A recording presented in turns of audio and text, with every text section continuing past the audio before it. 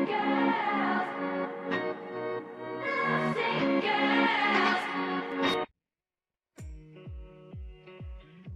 semua, selamat datang di video pembelajaran kali ini bersama saya, Avela Hela Utami Oktavia, pada mata pelajaran Pendidikan Pancasila dan Kewarganegaraan.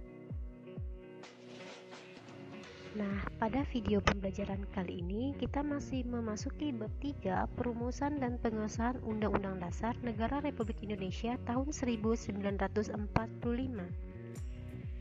Pada poin D, kita membahas arti penting Undang-Undang Dasar Negara Republik Indonesia tahun 1945 bagi bangsa dan negara Indonesia.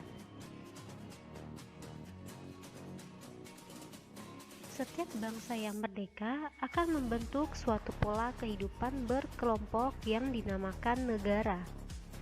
Pola ini dengan bernegara perlu diatur dalam suatu naskah berupa aturan hukum tertinggi dalam kehidupan NRI yang dinamakan Undang-Undang Dasar Negara Republik Indonesia tahun 1945.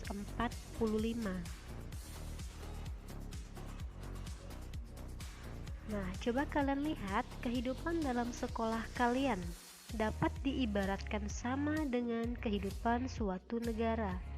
Keduanya memiliki peraturan. Kehidupan di sekolah diatur melalui tata tertib sekolah. Sedangkan kehidupan dalam suatu negara diatur dengan konstitusi atau undang-undang dasar. Undang-Undang Dasar Negara Republik Indonesia tahun 1945 berisi aturan dasar kehidupan bernegara di Indonesia. Kedudukannya sebagai hukum yang paling tinggi dan fundamental sifatnya karena merupakan sumber legitimasi atau landasan bentuk-bentuk peraturan perundang-undangan di bawahnya. Sesuai dengan prinsip hukum yang berlaku universal, maka semua peraturan perundang-undangan yang berlaku di Indonesia tidak boleh bertentangan dan harus berpedoman pada Undang-Undang Dasar Negara Republik Indonesia tahun 1945.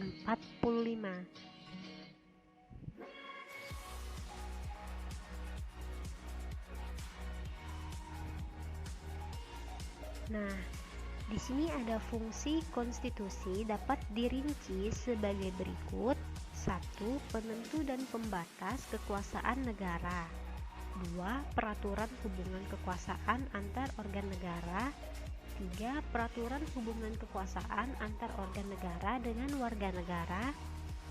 4. Pemberi atau sumber legitimasi terhadap kekuasaan negara ataupun kegiatan penyelenggaraan kekuasaan negara. 5. Penyalur atau pengalih kewenangan dari sumber kekuasaan yang asli atau rakyat kepada organ negara. 6. Simbolik sebagai pemersatu. 7. Simbolik sebagai rujukan identitas dan keagungan kebangsaan.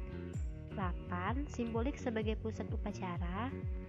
9. Sarana pengendalian masyarakat. 10. Sarana perekayasaan dan pembaruan masyarakat. Nah, sebagai warga negara Indonesia, kita patuh ketentuan yang terdapat dalam UUD NRI tahun 1945. Kepatuhan warga negara terhadap UUD NRI tahun 1945 akan mengarahkan kita pada kehidupan yang tertib dan teratur.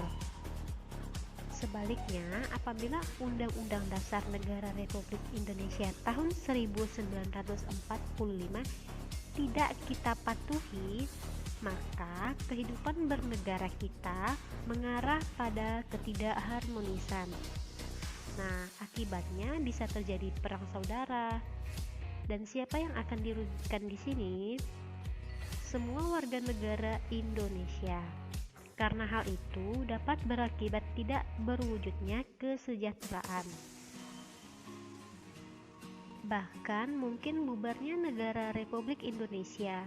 Jadi, marilah kita berkomitmen untuk melaksanakan Undang-Undang Dasar Negara Republik Indonesia tahun 1945. Nah, sekian video pembelajaran kita kali ini. Semoga bermanfaat. Terima kasih.